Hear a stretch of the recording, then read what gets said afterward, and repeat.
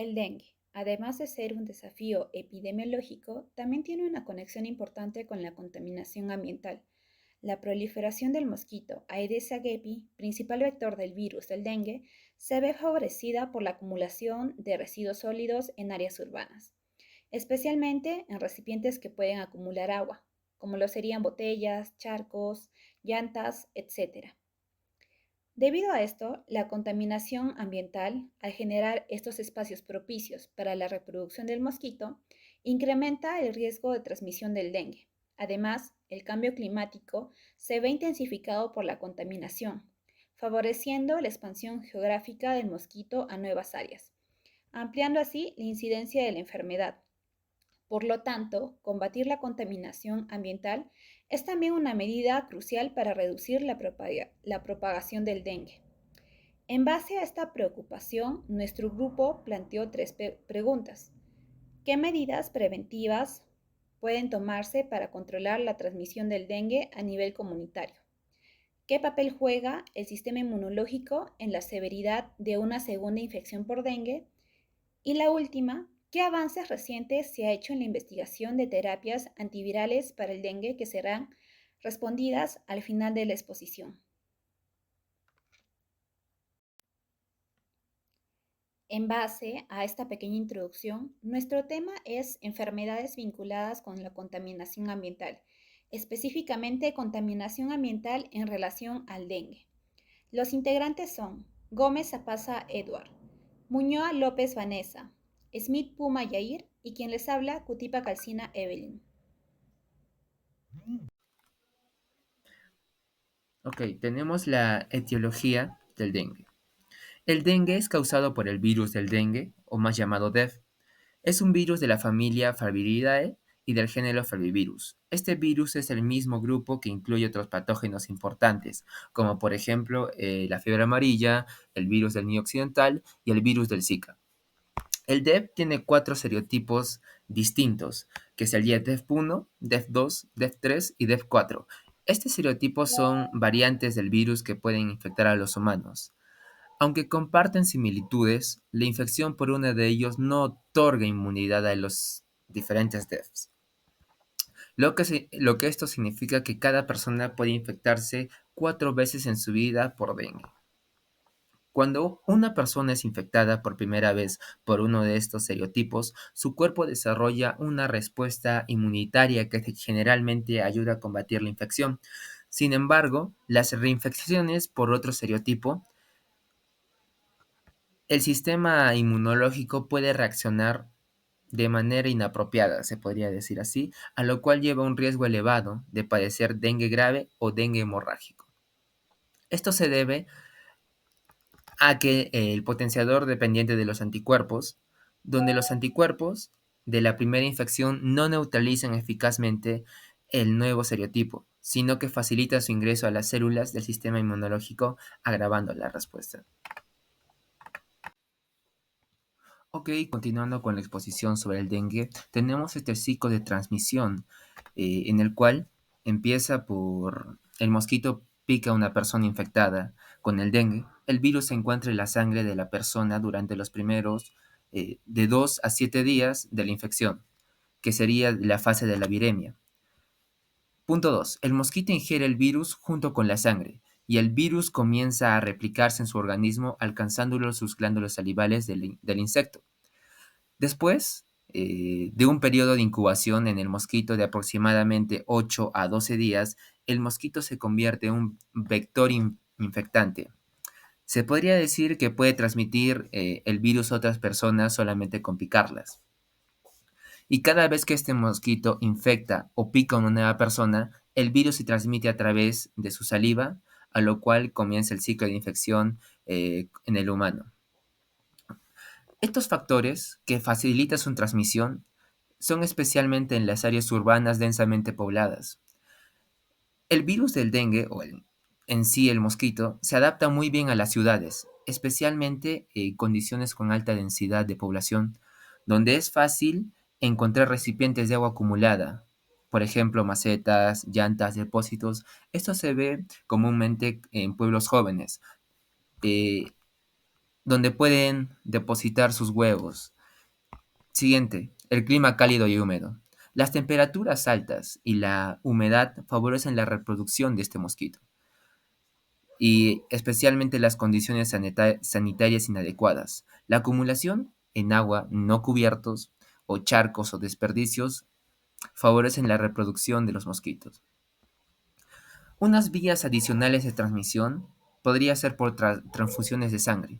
Esto se ve en raros casos, pero el virus puede transmitirse a través de transfusiones de sangre infectadas si el donante tiene el virus, el dengue, en fase de viremia, que sería en fase de incubación, se podría decir. Eh, También transmisión vertical, que sería de madre a hijo, cuando las mujeres embarazadas que tienen dengue pueden transmitir a sus bebés durante el embarazo o en el momento del parto. Esto puede aumentar el riesgo de complicaciones neonatales. Otro que sería el contacto directo entre personas. El dengue no se transmite directamente de persona a persona, sino que ocurre como enfermedades respiratorias o con el contacto físico. Para que ocurra la transmisión, es necesario que un mosquito infectado pique a una persona sana. ¿Ok? Y después tenemos la prevención de esta enfermedad. Ya que no existe una vacuna universalmente disponible o que sería para todos y efectiva para poblaciones, es mejor saber las prevenciones de esto y tener el control de mosquito y sobre todo la protección personal de cada uno, ¿no? Primero sería el uso repelente anti insectos y ropa que cubra los brazos y piernas, instalar mosquiteros en puertas y ventanas, eliminar o tratar con insecticidas los depósitos de agua estancada. Como ya venimos mencionando, esto pasa más que todo en pueblos jóvenes. Sería darle más información a estos pueblos para que puedan crecer prósperamente, ¿no?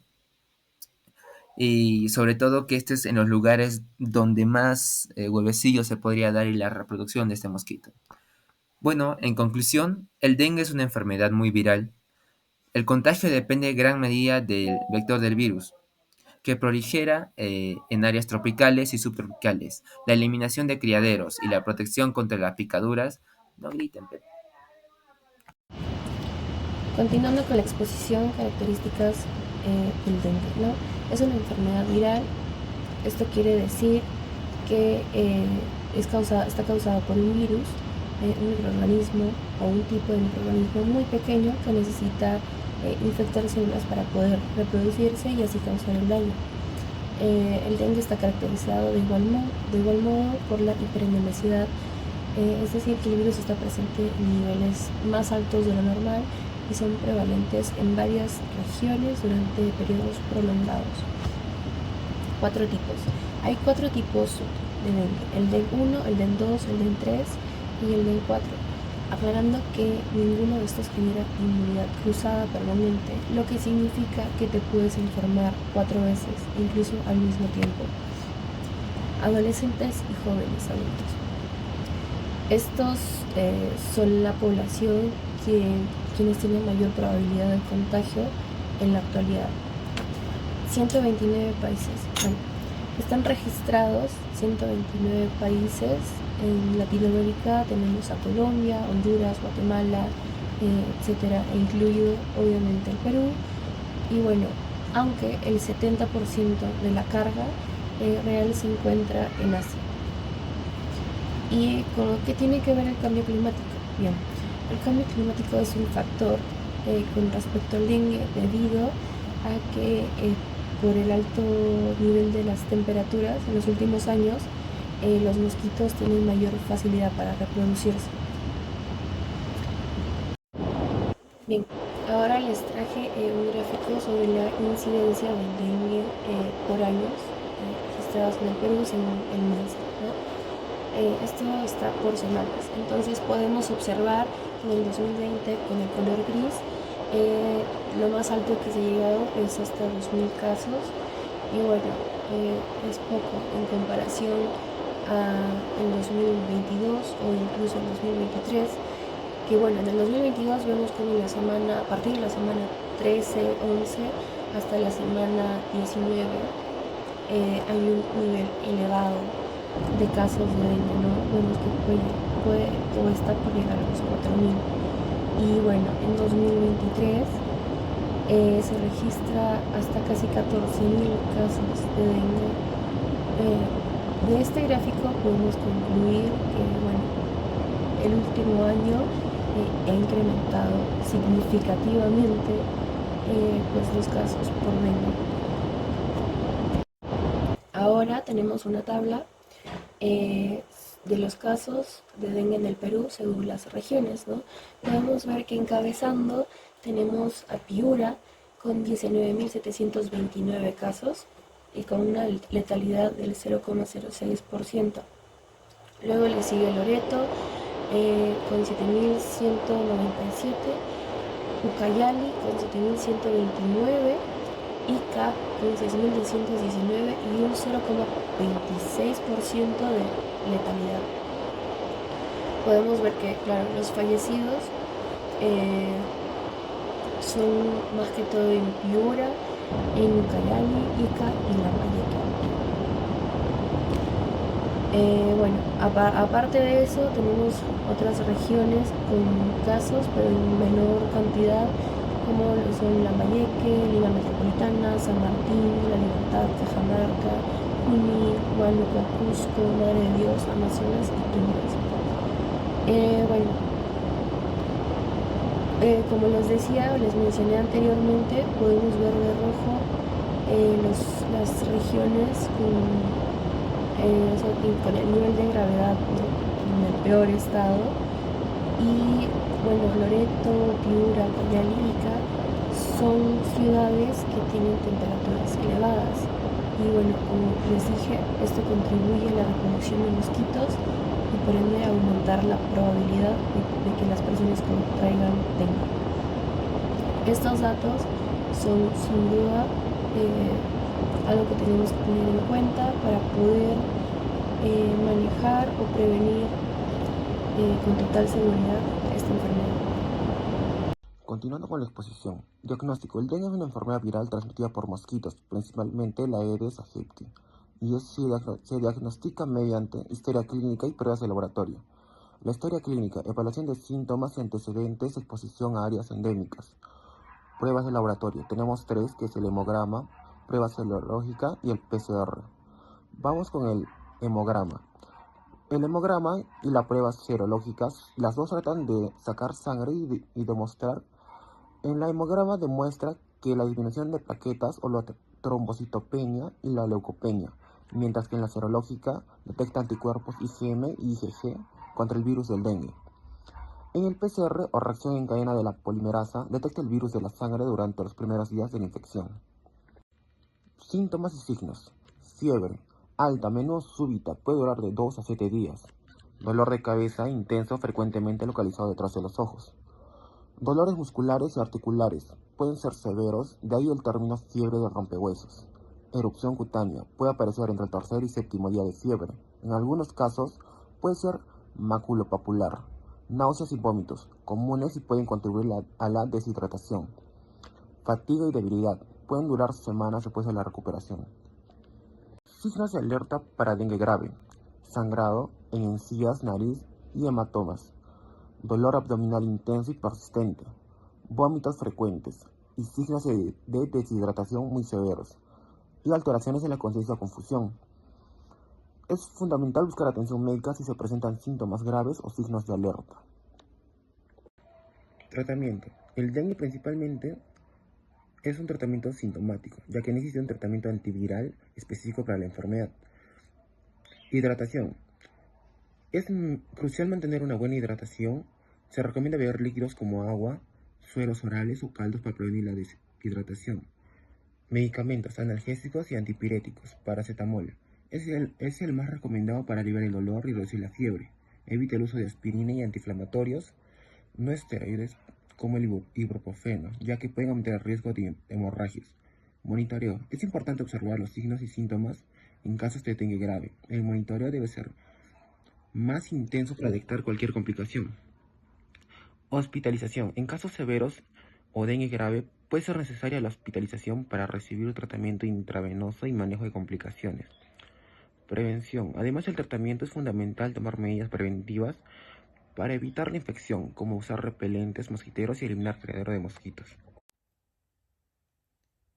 Continuando con la exposición, les voy a hablar sobre el caso clínico, el cual es un trabajo que habla sobre la situación epidemiológica del dengue en el Perú 2023. Como ya lo mencionaron mis compañeros, el dengue es una enfermedad ocasionada por el virus del dengue y transmitida por la picadura del mosquito Aedes aegypti. En ese sentido, el dengue va a generar epidemias explosivas, principalmente relacionadas con el ingreso de un nuevo serotipo, pérdida de la inmunidad en la población y también la variabilidad climática, como podría ser el fenómeno del Niño. Asimismo, la persistencia del dengue se relaciona con la abundancia del vector, los determinantes sociales y las desigualdades. Debido a ello es que este trabajo enfatiza estos temas para describir la situación del dengue en nuestro país.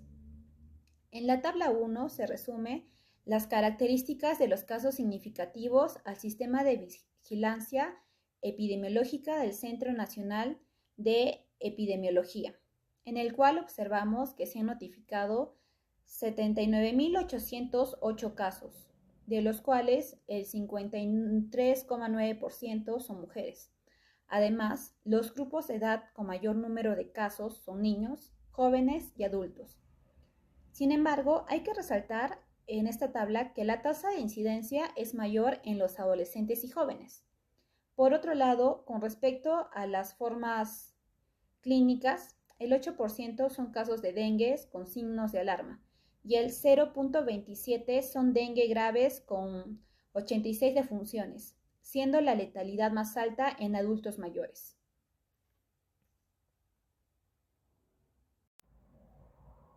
Tomando en cuenta los datos presentados en la tabla número 1, les voy a hablar ahora sobre la evolución espacio-tiempo del dengue en nuestro país, el cual está ligado a diferentes factores, entre ellos la circulación de los serotipos del dengue, la inmunidad protectora cruzada de grupos poblacionales, la falta de agua 24 horas al día de ciertas poblaciones, las cuales almacenan agua en recipientes, y la variabilidad climática.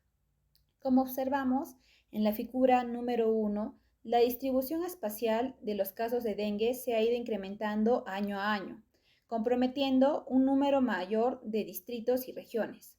Podemos observar que en el 2000, principalmente las regiones de la Amazonía, Loreto, Ucayali y Madre de Dios, así como también partes del norte del país, como Piura y Tumbes, concentraban un mayor número de casos. Por otro lado, en el 2005 se fueron incrementando otras regiones, como Lambayeque y La Libertad. En 2010, 2015 y 2020 podemos observar también que el dengue se extendió a más regiones, incluyendo a Ica. En el 2023 podemos observar que 529 distritos notifican casos de dengue a nivel nacional. Es por esto que la magnitud de epidemias de dengue en términos de casos ha sido variable cada año, habiendo años con una magnitud baja, como entre 2000 y 2010, años de magnitud intermedia, como el 2011, 2016 y 2022, así también como años con una magnitud severa, como el 2017 y 2023. Por otro lado, como se observa en la figura de al lado, se identificaron oscilaciones de casos de dengue en escalas de año y medio año, las cuales dominaron la dinámica de la enfermedad en la serie temporal analizada. Sin embargo, hay que tener en cuenta que estos ciclos fueron transitorios y variaron en poder. Es debido a esto que los ciclos fuertes y significativos que alcanzaron su punto máximo alrededor de dicha frecuencia, más pronunciados han sido entre el 2009, 2010 y después del 2014, coincidiendo con los principales brotes de dengue de ese periodo. Finalmente, tomando en cuenta todos estos datos, se mostró que hay una coherencia significativa discontinua con las tasas de dengue presentes en nuestro país.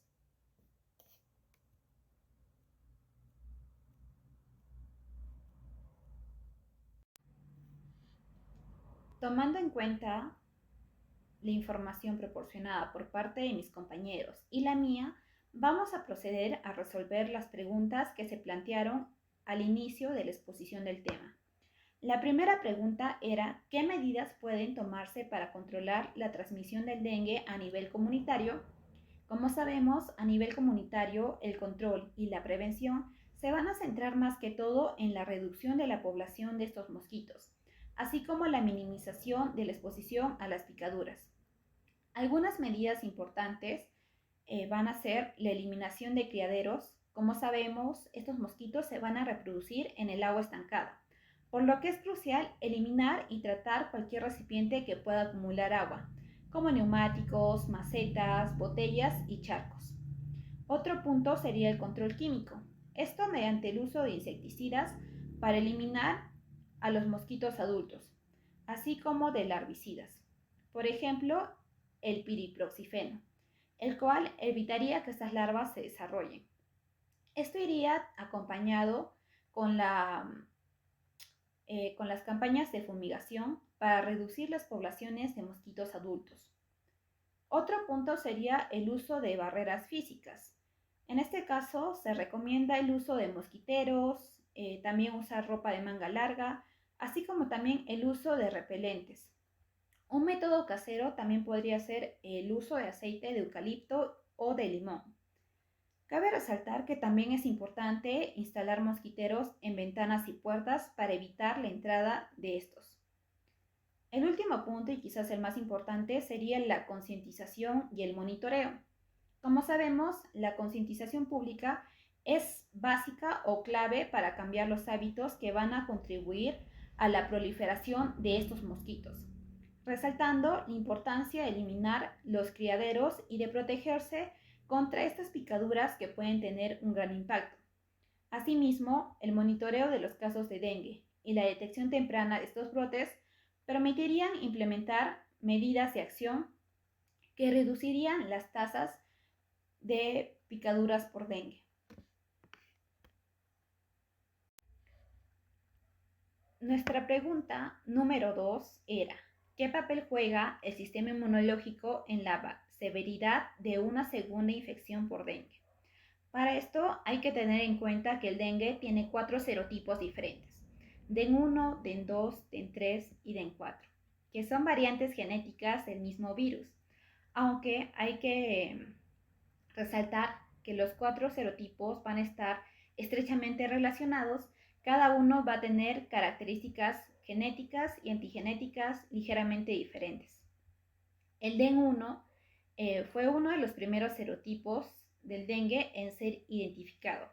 Este puede ser asintomático o también puede presentar una leve fiebre, aunque hay que resaltar que en casos o en formas graves, este puede ser presentado como un dengue hemorrágico. Sin embargo, de forma general, se va a asociar a síntomas típicos como la fiebre, dolores musculares y articulares, erupciones cutáneas y malestar general. Hay que tener en cuenta que aunque la infección primaria por cualquier serotipo del dengue va a conferir una inmunidad de por vida contra este serotipo, la infección por DEN 1 puede predisponer a infecciones secundarias más graves por otros serotipos, debido al fenómeno de potenciación dependiente de anticuerpos, más conocido como ADE. Por otro lado, el DEN 2 va a ser un serotipo identificado en varias áreas endémicas. Este ha causado brotes en distintas regiones del mundo, incluidos América del Sur y Asia. Hay que resaltar que el DEN 2 se ha visto asociado frecuentemente a casos más graves de dengue hemorrágico. Por ello, en comparación con otros serotipos, este puede depender mucho de la interacción con infecciones secundarias. El DEN 3, por otro lado, ha sido responsable de varios brotes importantes. Este serotipo se ha expandido globalmente y a menudo se ve involucrado en brotes epidémicos de gran magnitud. Debido a esto, se ha asociado con un rango de manifestaciones clínicas, desde el dengue clásico hasta las formas más severas.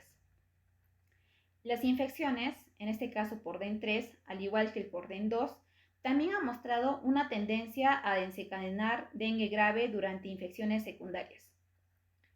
Y el DEN 4, por último, se va a encontrar distribuido en varias regiones del mundo, con brotes reportados en Asia, América, tanto central como del sur y el Caribe. Aunque esta puede causar la misma gama de síntomas que ya presenté, las infecciones primarias por DEN 4 generalmente no han sido tan severas como las de otros serotipos. Sin embargo, como en los demás serotipos que ya presenté, la reinfección puede llevar a formas graves de la enfermedad. En ese sentido, y teniendo en cuenta cada uno de estos serotipos, cuando una persona se infecta con un serotipo, va a desarrollar una inmunidad de por vida contra este serotipo en específico, pero no contra los otros tres. Si la persona se infecta nuevamente con un serotipo distinto, este puede experimentar una respuesta inmunitaria conocida o llamada ADE, que ya lo dije, es la potenciación dependiente de anticuerpos, lo cual puede aumentar la severidad de la enfermedad.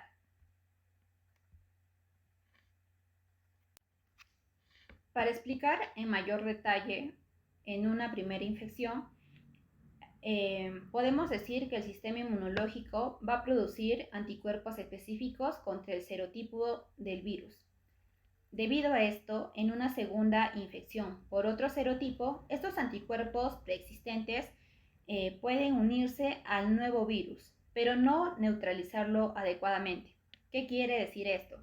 Que en lugar de eliminar el virus, los anticuerpos van a facilitar la entrada en las células inmunitarias de nuestro organismo, lo cual puede resultar en una mayor replicación viral y una respuesta inmunitaria exacerbada.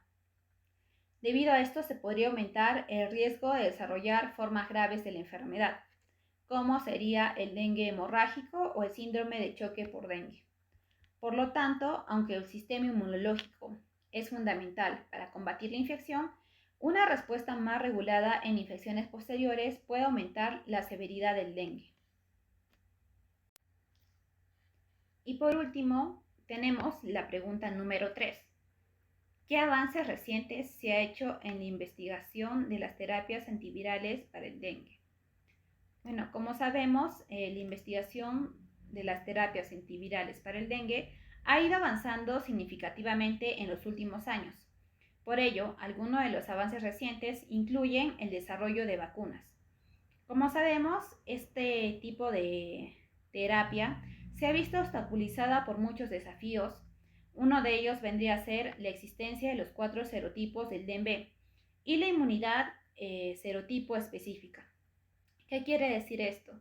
Como ya lo mencioné anteriormente, la infección con un serotipo determinado va a conferir una inmunidad permanente contra el mismo serotipo, pero no contra el resto de serotipos. Por lo que en teoría una persona podría padecer dengue hasta 4 veces a lo largo de su vida. Por ello, como visualizamos en la tabla número 1, las vacunas candidatas actualmente no son muchas. Sin embargo, aunque no es una terapia antiviral directa, existe la vacuna DEN-Axia, también conocida como CYT-TDV, la cual es la primera vacuna aprobada para el dengue, pero solo es recomendada para personas que ya han tenido infección previa por dengue, ya que en este caso puede aumentar el riesgo de dengue grave en individuos seronegativos. Otro tipo de terapia es el uso de microARNs. Como su nombre lo indica, son pequeños ARNs no codificantes de 21 a 25 nucleótidos que van a inhibir o retardar la síntesis de proteínas, interactuando en este caso, como se puede observar en la imagen, con la región 3' no codificante de los MIR. Uno de ellos vendría a ser los flavivirus y bueno, entre ellos se encuentra el DEN-V. Este a su vez, como observamos también en la imagen, va a incluir diferentes etapas. Las más resaltantes van a ser la A y la B. La A va a presentar o a aparecer como un premier de más de 200 nucleótidos, que luego va a ser procesado en el núcleo por un complejo proteico de una enzima conocida como TROSHA. dando origen a un premier de aproximadamente 70 nucleótidos que son exportados al citoplasma por la exportina 5, donde es nuevamente procesado y da origen a un ARN de cadena doble, de aproximadamente 22 nucleótidos en cada extremo.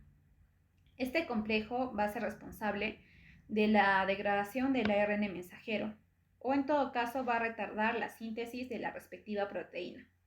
Una de las ventajas de este tipo de metodología es que pueden ser generados a partir de vectores, lo que constituiría una gran ventaja a la hora de usarse como estrategia terapéutica. Y el punto B. Esta va a ser otra estrategia que también se va a usar para silenciar los ARNs mensajeros de interés mediante la liberación de los premier. Cabe resaltar que esta metodología va a ser muy estable, ya que se va a dar directamente en la célula mediante liposomas. También se puede usar polímeros o nanopartículas. Sin embargo, a pesar de que este sistema es novedoso, se debe ser consciente de que aún requiere más evaluaciones. Por último, un tipo de terapia también que se ha estado usando recientemente va a ser la terapia basada en anticuerpos monoclonales.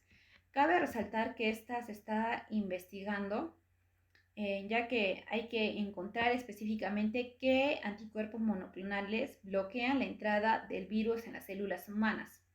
Estos anticuerpos, más que todo, van a estar o están diseñados para neutralizar el virus sin el riesgo de una ADE o potenciación dependiente de anticuerpos. Uno de los más prometedores y que se está investigando actualmente va a ser el anticuerpo monoclonal EDE1C10, que ha demostrado una potente neutralización contra los 4 serotipos del virus en estudios preclínicos. En resumen, podemos decir que aunque no existe una cura específica como tal para el dengue, el desarrollo de vacunas, el uso de microRNs y también el estudio de anticuerpos monoclonales podrían ser claves para reducir la carga de la enfermedad en el futuro.